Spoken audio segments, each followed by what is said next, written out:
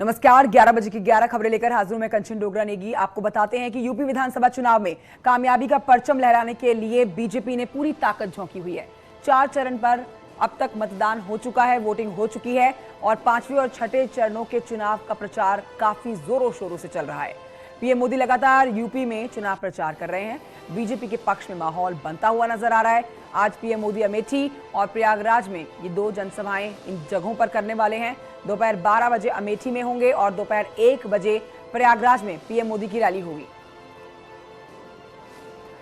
तो आपको बता रहे हैं कि ये जो प्रचार आप देख रहे हैं, धुआंधार प्रचार बीजेपी की तरफ से, ना सिर्फ बीजेपी बल्कि विपक्षी पार्टियों की तरफ से, ये 5वें और 6ठे चरण के मतदान के लिए पूरी ताकत झोंकी हुई है तमाम पार्टियों ने।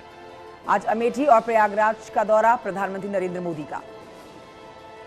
उधर आपको बताते हैं केंद्रीय गृह मंत्री अमित शाह आज बहराइच और बस्ती में बीजेपी के लिए प्रचार करने वाले हैं। शाह बहराइच में 2 जगहों पर जनसभाओं को संबोधित करेंगे, तो वहीं सीएम योगी भी ताबड़तोड़ प्रचार करते हुए आज नजर आएंगे।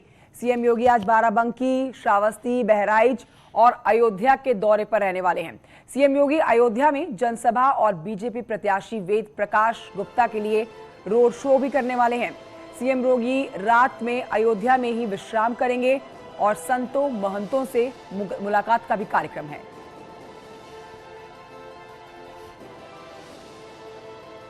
तो 2 तस्वीरें आपके टेलीविजन स्क्रीन पर, गृहमंत्री अमित शाह और मुख्यमंत्री योगी आदित्यनाथ। अमित शाह आज 2 जगहों पर रहेंगे और मुख्यमंत्री योगी आदित्यनाथ आज 4 जिलों में रैली निकालेंगे। साथ ही शाम को संत महंतों के साथ उनकी बैठक का भी कार्यक्रम है।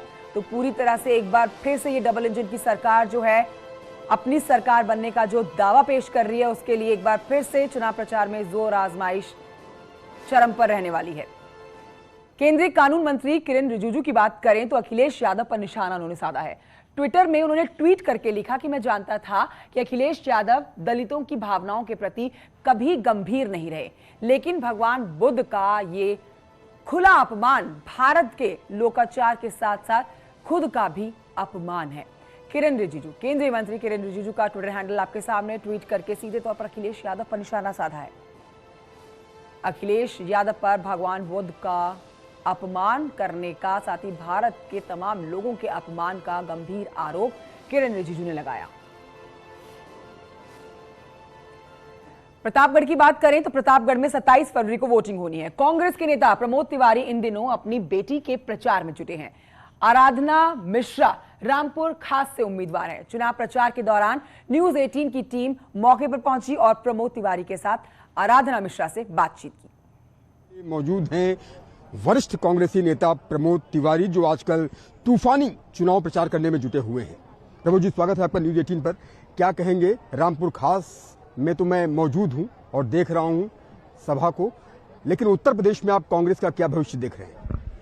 निश्चित रूप से 10 मार्च को जब गिनती होगी, सुबह तो सूरज निकलेगा भाजपा के कार्यकाल का, और जब शाम का सूरज डूबेगा तो उसी के साथ भारतीय जनता पार्टी की सरकार का भी सूरज डूब जाएगा।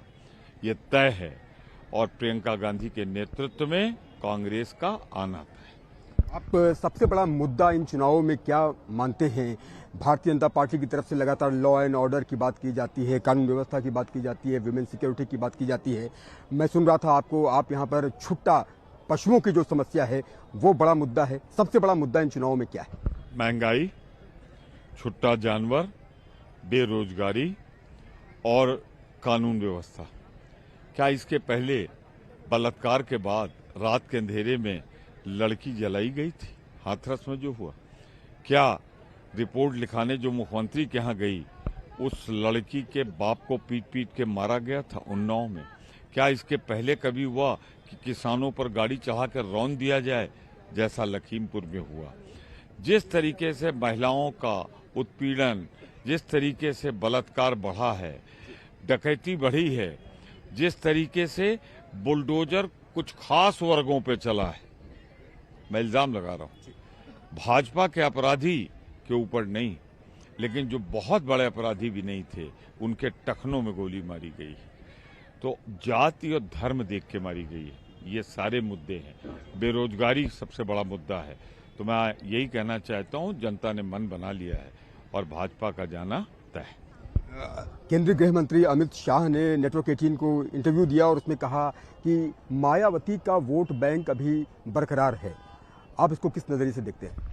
देखिए, वोट बैंक किसका बरकरार है, पहले वो अपना देखें उनका बरकरार है कि नहीं। उनका तो खिसक चुका है, तो वो चुनाव के बाद चारा फेंक रहे हैं कि जरूरत पड़े तो मायावती जी। मैं दावे से कह रहा हूं उनका भी जोड़ लेना, 100 तुम्हारा होगा। अब उनका कुछ मायावती जी का नहीं कहूंगा मैं फिलहाल, पर 100 से ऊपर भाजपा नहीं जाएगी और मिलकर भी सरकार नहीं बना पाएगी। ये आपका प्रमोद तिवारी जी, हमारे साथ आराधना मिश्रा मोना जी भी मौजूद हैं जो रामपुर खास से कांग्रेस के प्रत्याशी हैं।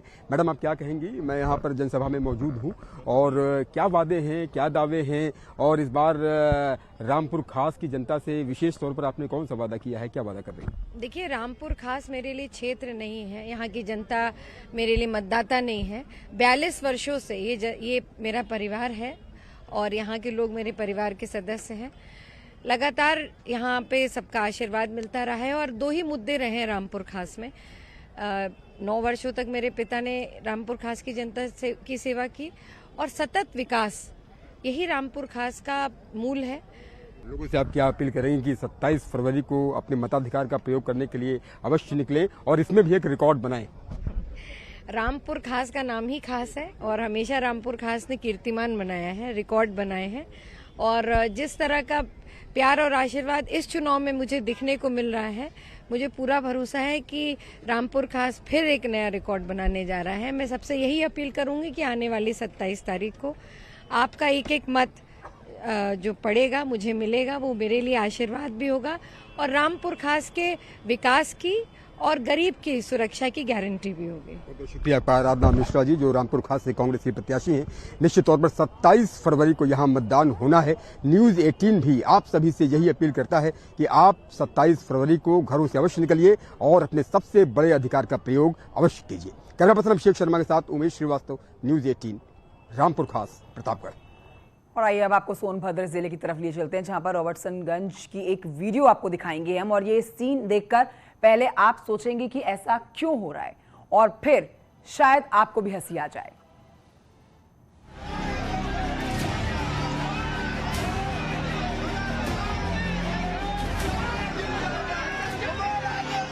अरे विधायक जी, ये क्या हो रहा है? उठक बैठक तो स्कूल में लगवाई जाती है, तो भला चुनावी सम्मेलन में आप ऐसा क्यों कर रहे हैं, वो भी अपनी सीट पर खड़े होकर? भला किसने आपको सजा दी है?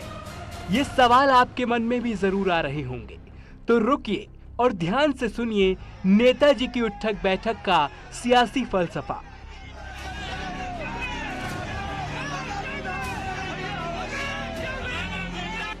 जी हाँ, ये किसी की दी हुई सजा नहीं है, बल्कि नेताजी अपनी करने की माफी मांगने के लिए ऐसा कर रहे हैं। वो जनता जनार्दन से फिर से एक मौका मांग रहे हैं। लेकिन क्यों? ऐसी क्या गुस्ताखी हो गई कि इसकी जरूरत पड़ी? और कौन है ये नेताजी?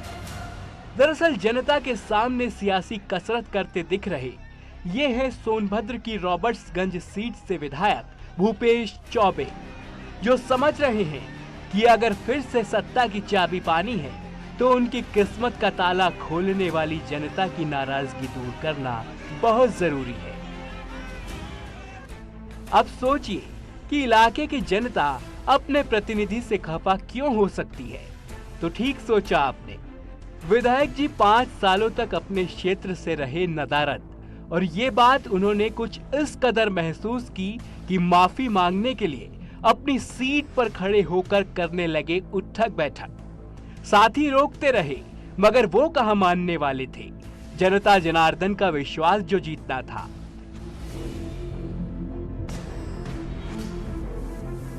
अब जनता मानेगी या नहीं, इसका फैसला तो 7 मार्च को रॉबर्ट्सगंज के लोग करेंगे। लेकिन ये बात साफ है कि सियासत भला क्या न करवा दे। Bureau report, news 18।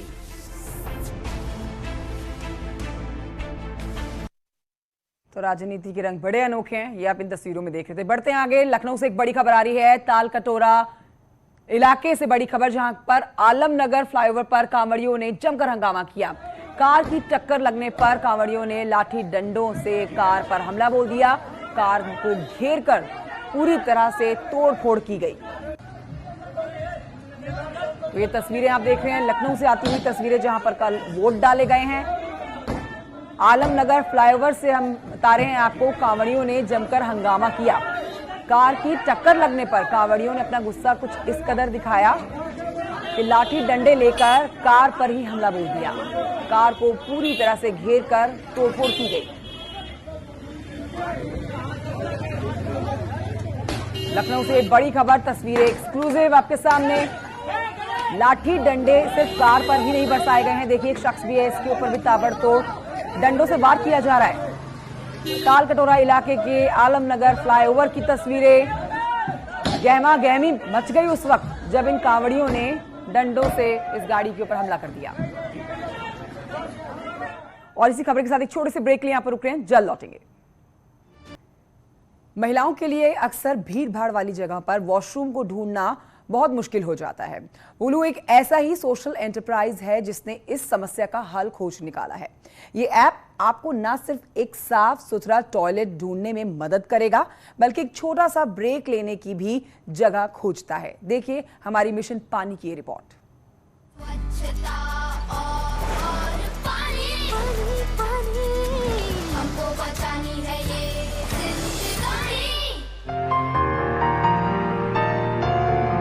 Finding a washroom for an urban woman is extremely difficult thing whenever they are out for work or leisure.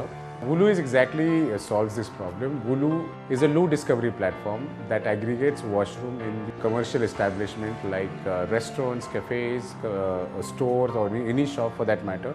Wulu certifies them for safety and hygiene with its technology and IoT devices, and then Wulu upload them on their app with geotagging using Google Map. And whenever a lady, she downloads the app and open the app, she can easily locate a washroom nearest to her and get navigated to it. This is one part of it. After using the washroom, we have used a lot of reward point mechanism for a lady to gain a lot of reward points and use those and redeem those points on Wulu's e-commerce store, and that's the circularity of Wulu project. Powder room is a combination of washrooms. It has got a cafe and it's got a store in it, which is a women-centric product. So far, Wulu has 15,000 plus users, and each user have used the facility every month around 8 to 10 times. And that's just the beginning. Wulu have 1,200 certified washrooms, WA certified washrooms in Mumbai, and we have begun our powder room journey from here. Going forward, Wulu will have 2,000 plus Wulu powder rooms and 500,000 certified washrooms across 200 cities of India. Wulu has revolutionized the way modern sanitation and hygiene access in India is concerned, and we will just say, go bindas, Wulu hai na.